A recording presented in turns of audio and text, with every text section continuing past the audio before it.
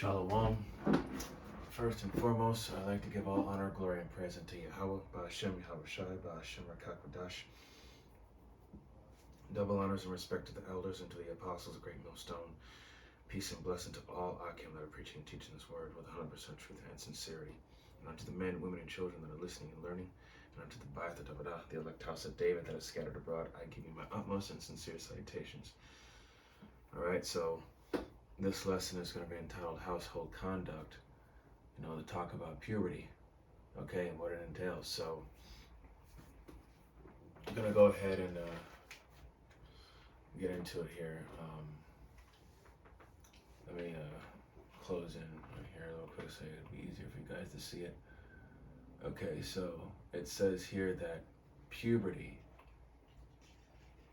which is condition of being able to reproduce, sexual maturity, and let's see, age of maturity, manhood, adult, full grown, okay, a grown up, okay. Now, going over here to the wiki, puberty is the process of physical changes through which a child's body matures into an adult body capable of sexual reproduction. It is initiated by hormonal signals from the brain to the gonads, the ovaries in a female, the testicles in a male. In response to the signals, the gonads produce hormones that stimulate libido to the growth, function, and transformation of the brain, bones, muscle, blood, skin, hair, breasts, and sex organs. Physical growth, height, and weight accelerates the first half of puberty and is completed when an adult body has been developed. Before puberty, the external sex organs known as primary sexual characteristics are sex characteristics that distinguish males and females. Puberty leads to sexual dimorphism through the development of the secondary sex characteristics, which further distinguishes the sexes. Okay, so let's see, dimorphism, sexual dimorphism is the condition where the sexes of the same species exhibit different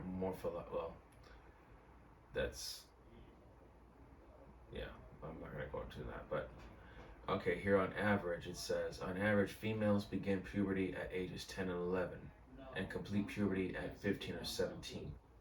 Males generally begin puberty at ages 11 and 12 and complete puberty at 16 and 17. Okay, the major landmark of puberty for females is menarche, which is the first menstrual cycle. Okay, so menarche is the first menstrual cycle or the first menstrual bleeding in female humans. From both social and medical perspectives, it is often considered the central event of female purity, and as it signals the possibility of fertility. So now, before I continue on, get into the scripts here. Let's see. This is let's see here. The onset of menstruation, which occurs on average between ages 12 and 13 for males. First ejaculation, spermacay, occurs on average at 13 in the 21st century. Okay, but according to the Bible, I'm gonna prove it. But right now, Esau Edom has some of his junk mixed up in here, so we're gonna go ahead and get into the scripts here. So we're gonna start off with the book. Before I get into the biblical age of consent, the true age of consent, or the age of when puberty hits, I'm just gonna make a couple points here. This is gonna be the book of 1 Corinthians.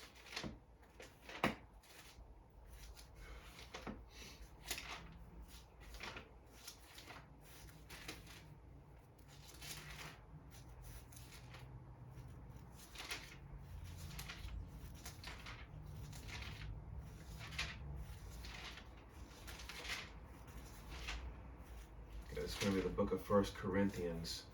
It's going to be chapter 13. Chapter 13, verse 11. And it says, 1 Corinthians 13 and 7. Or 13 and 11, it says, when I was a child, I spake as a child, I understood as a child, I thought as a child, but when I became a man, I put away childish things. Okay, in a spiritual sense, yes, it goes into, the times when we were, well, in a physical sense, how children are, they like to play, have fun, do this and do that. But when that time comes, when they become adults, they put away those childish things. Okay? So basically, when the time comes when you become an adult, that's when you start learning about responsibilities. Okay? The physical sense, not the spiritual sense, sorry, but but also in a spiritual sense, we were a child and we spoke as a child, we understood as a child and thought as a child because we were in the world. So in a spiritual sense, yes, we were just children in the world. We didn't know no better, but the moment we came to this truth, we became, men, okay, to put away childish things, to put away things that were only, a detriment to us, okay? Now I'm going to hit Proverbs here. It's going to be Proverbs chapter 3. Oh, I skipped it. Proverbs chapter 3.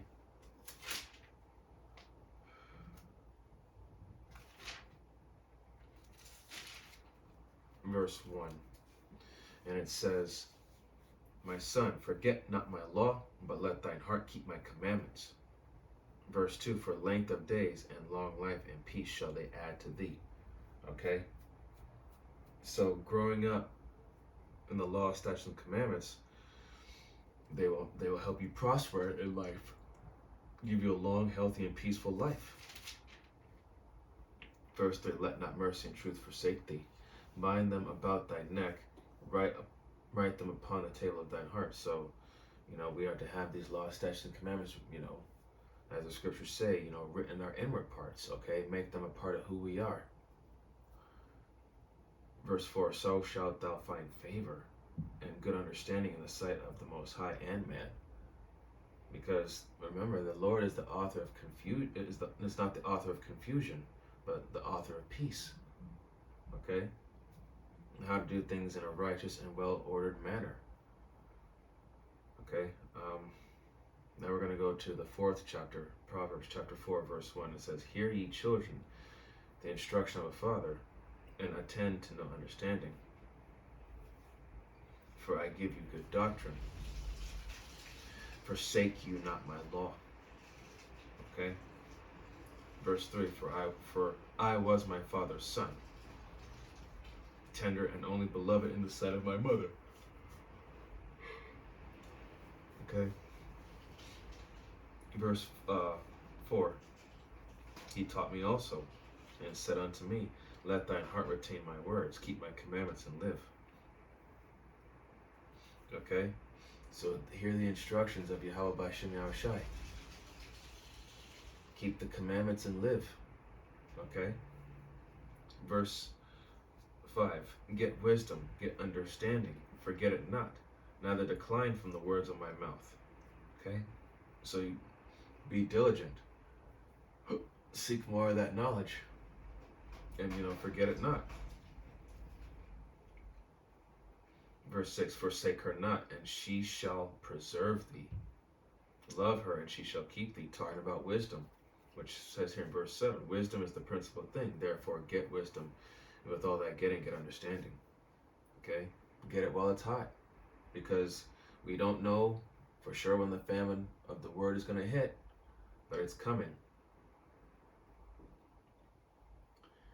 Verse 8, exalt her, and she shall promote thee, and she shall bring thee to honor when thou doest embrace her. Okay? So, be grateful that you have this knowledge, wisdom, understanding. Be grateful that Yahweh B'Shem Yahushai gave you wisdom to know better and to do better. Okay? Verse 9, she shall give to thine head an ornament of grace, a crown of glory, she shall deliver to thee. Okay, so if we endure to the end, the same shall be saved, roughly paraphrasing. Okay, 10, hear, O my son, and receive my sayings, and the years of thy life shall be many. Verse 11, I have taught thee in the way of wisdom, I have led thee in right paths. Verse 12, when thou goest, thy steps shall not be straitened, but when thou runnest, thou shalt not stumble. Take fast hold of instruction, let her not go, keep her, for she is thy life. Okay? This Bible is our life. It's what's going to keep us, it's going to prevent us from going in a certain situation that could be trouble or danger or whatever the case. This is the best way to live. Excuse me. I'm going to go to chapter 5, verse 1, and it says, my son, attend unto my wisdom and bow thine ear to my understanding. To the understanding, to the wisdom and understanding of Yahweh Bashem Yahushai. Bow thine ear. Be ready to be quiet and be ready to hear. Verse 2, that thou mayest regard discretion, and that thy lips may keep knowledge. Okay? That you may regard discretion, which means using discernment, and that thy lips may keep knowledge. Speak wisely and deal wisely with people. Okay? Now we're going to go to chapter 7, verse 1 in the book of Proverbs. It says, my son, keep my words and lay up my commandments with thee. Verse 2, plain and simple to the point here, keep my commandments and live, and my law as the apple of thine eye. Okay? Nothing should be more precious to you than Yahweh Bashem Yahushai's word. Nothing. Okay? Now to get into the more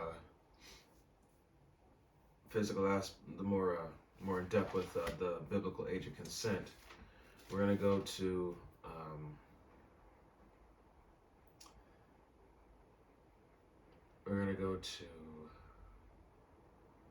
Luke. It's going to be Luke chapter 2.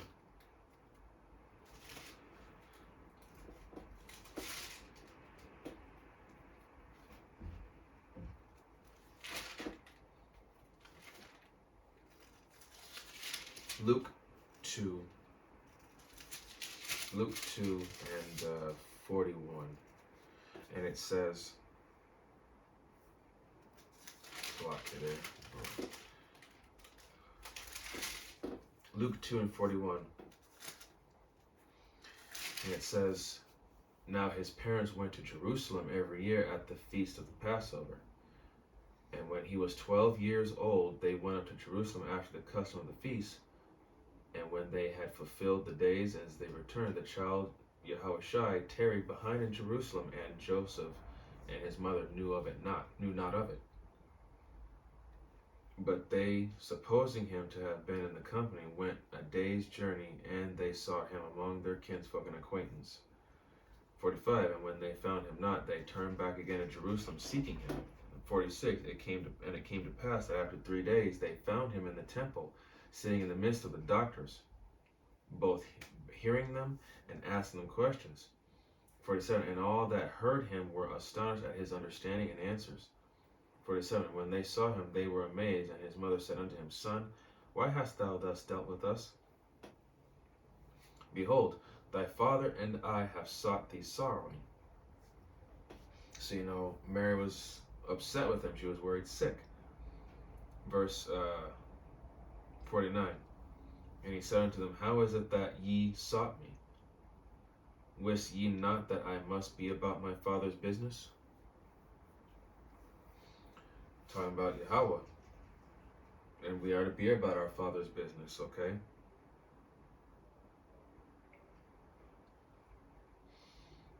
Okay, now I'm going to verse 50. And they understood not the saying which he spake unto them. Verse 51.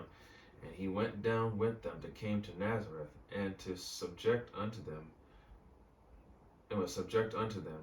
but his mother kept all these sayings in her heart. 52, and Yahushua increased in wisdom and stature and in favor with the Most High and man. Okay? As I said before, back in Proverbs, that, in fact, let me go back.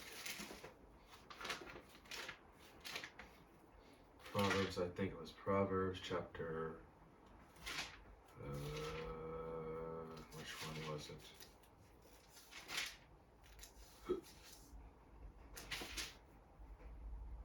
Yep, Proverbs chapter 3, verse 4. In fact, I'll start at verse 3. It says, "Let not mercy and truth forsake thee. Bind them about thy neck and write them upon the table of thine heart." Verse 4, "So shalt thou find favor and good understanding in the sight of the Most High and man." And that's what Yahushua gained from keeping the law, statutes, and commandments and applying wisdom. He found favor and good understanding in the sight of the Most High and man. Okay, and people. Okay, so as it said in, let me go back to Luke chapter 2 and 42. And it says, "And when he was 12 years old," 12, okay?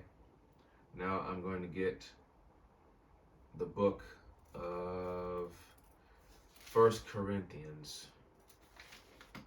It's going to be chapter 7.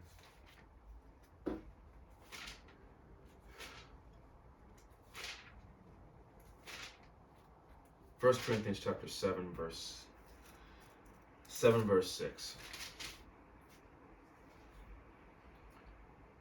7 verse 36, sorry.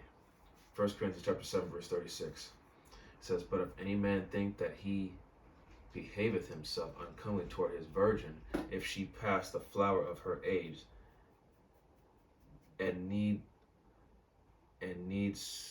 so require, let him do what he will. He sinneth not. Let them marry." And when it's talking about the flower of her age, she's talking about her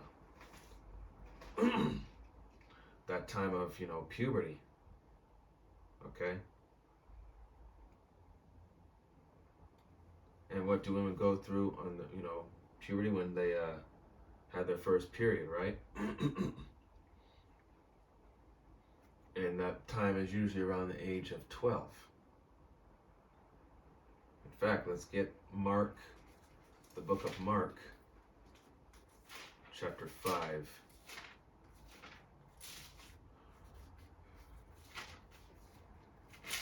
Mark chapter 5, verse 42. And it says, "And straightway the damsel," and when you look up the word damsel in the blue letter, it goes back to the word maiden. And a maiden is a young virgin, a woman that's never known a man, never been touched. So it says, "And straightway the damsel arose and walked, for she was of the age of 12 years. And they were astonished with a great astonishment." Okay? So the age of 12 is the biblical age where you go through puberty. And once again, puberty signifies the transitioning from childhood to adulthood. So you become an adult at the age of 12. Okay? Now, I'm going to go to the book of Titus. The book of Titus.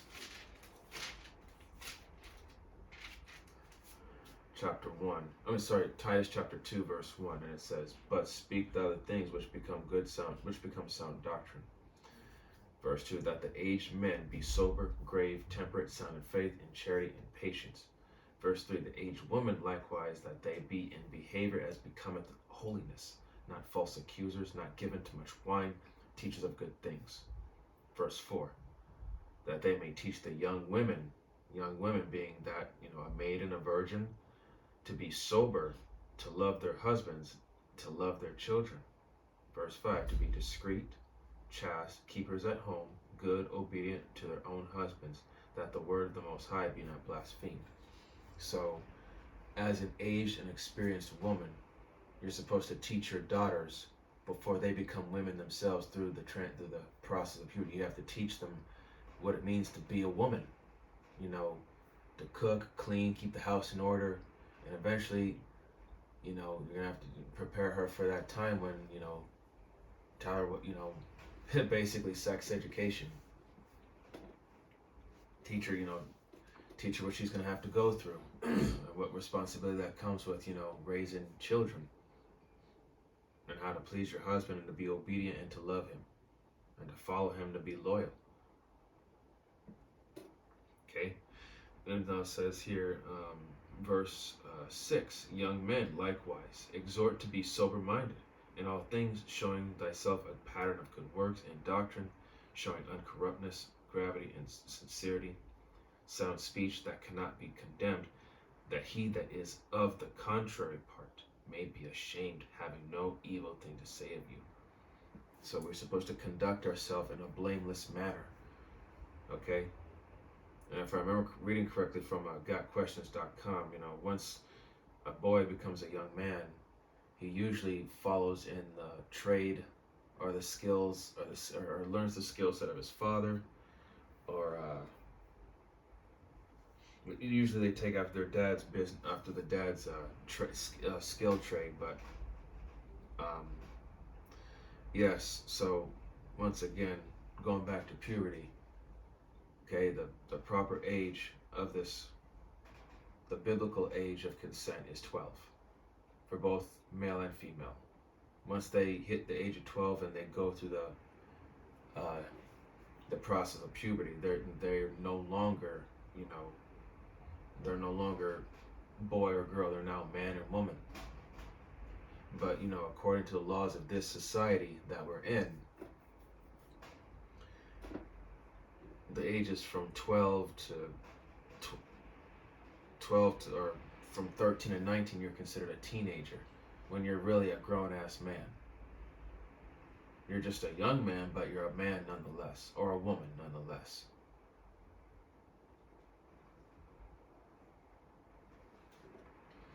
All right, now, we're on this page, how different countries have different ages of consent. So here's the map. Anything in red says it must be married.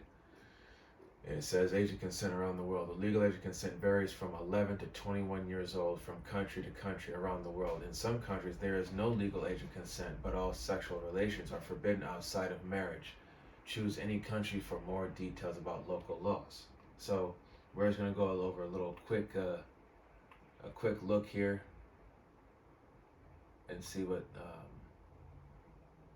they say. So in the red here, it says must be married. In the orange, it says must be 13 or 13 years old. In the, I'm just gonna call that sewer green because it looks like vomit. Countries like this, the legal age of consent for vomit green is 14. Now, green, just plain green,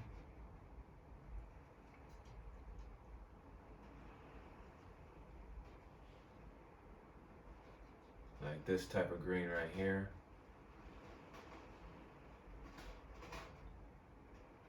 and some parts of the United States too, this green right here, the legal age of consent for that is 15.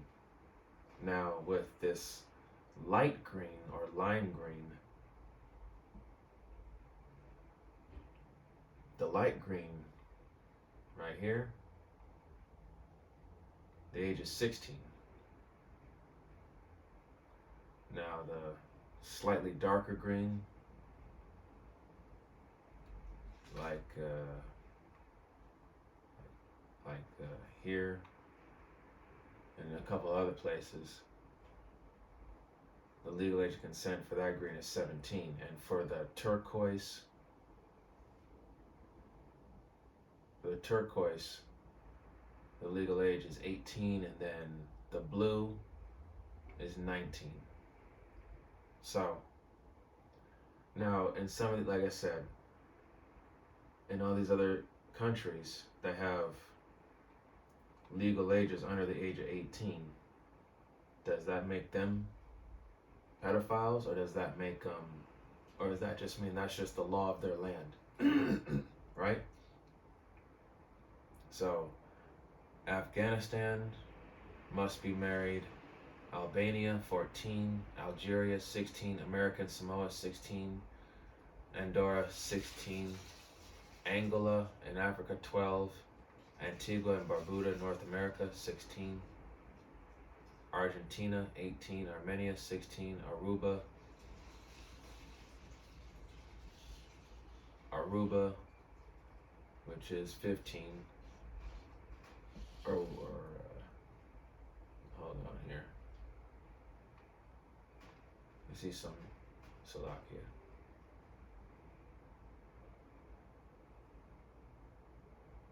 Okay, the age of consent in Antigua and Barbuda is 16 years old. The age of consent is the minimum age at which individuals considered legally old enough to consent to participation in sexual activity.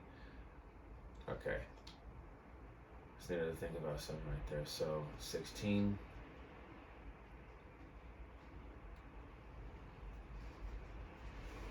Austria is 14. Like I said, Bahrain is 21. I think in North Korea, the legal age of consent is also 20. No, not North Korea. South Korea, I think. So, like I said, these are all the different ages of consent in different countries. This is, like I said, these are the laws of these other lands, but according to the Bible, the legal age of consent is 12. You know, for women, she starts developing breasts, and other parts of her body start to really, really start to reveal themselves. And of course, with men, our voice deepens, we grow hair in different places and all that. So, yeah. Oh, in Japan, they recently changed their legal age of consent from 13 to 16. So I know that this is wrong right here.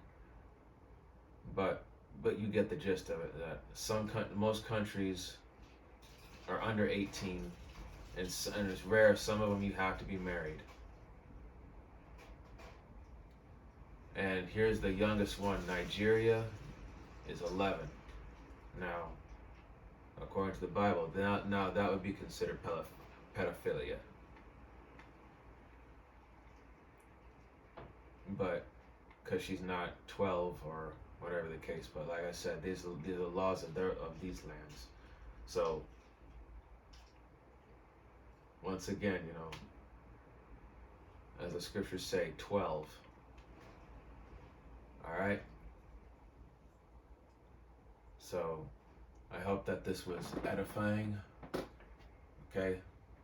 All praise, honor, and glory to Yahweh, Bahashem, Yahweh Shai, Bahashem, Rakak Kodash. Oh, no, before we go, I forgot one thing. And, like I said, here in America, even America, that there's that even the different states in America have different ages of consent, and that makes no sense. Like you know how parents are here in these countries. This right here is just. If it's the law, it's the law. But you know how Edom works. You can't trust his laws at all. But that's the funny part, is that even the military, the age to join the military here in America is actually 17, but with parental or guardianship. Parental or guardianship. So old enough to go and see war, but not old enough to have a drink or anything. But I could watch people die and get blown to shit. But I can't have a drink. So, but that's besides the point. But yeah, even though the biblical age is 12, but we just got to abide by the laws of these land, because this is our captivity. In fact, before I close out here, let me get the book of Romans chapter 13 and verse 1. And it says, "Let every soul be subject unto the higher powers, for there is no power but of the Most High. The powers that be are ordained by the Most High. Whosoever therefore resisteth the power resisteth the ordinance of the Most High, and they that resist shall receive to themselves damnation." Verse 3, For rulers are not a terror to good works, but to the evil. Wilt thou then not be afraid of the power? Do that which is good, and thou shalt have praise of the same. Verse 4, For he is the minister of the Most High, to thee for good, but if thou do that which is evil, be afraid, for he beareth not the sword in vain. For he is a minister unto the Most High, and a revenger to execute wrath upon him that doeth evil. Okay, so once again, as it says before in in fact, let me get the book of Daniel, because it's right there. It says right there, the book of Daniel,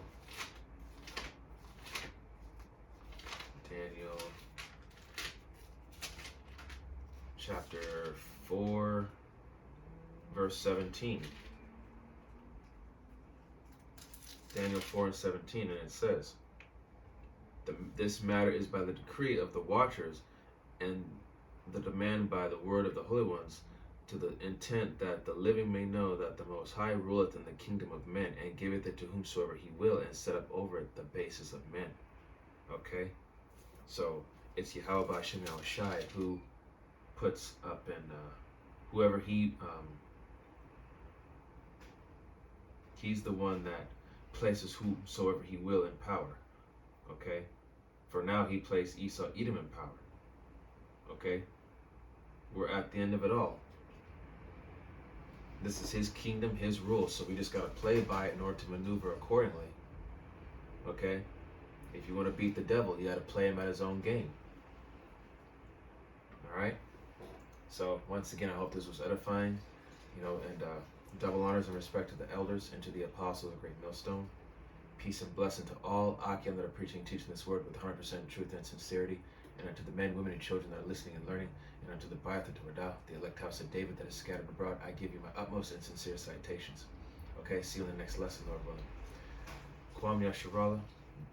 Shalom.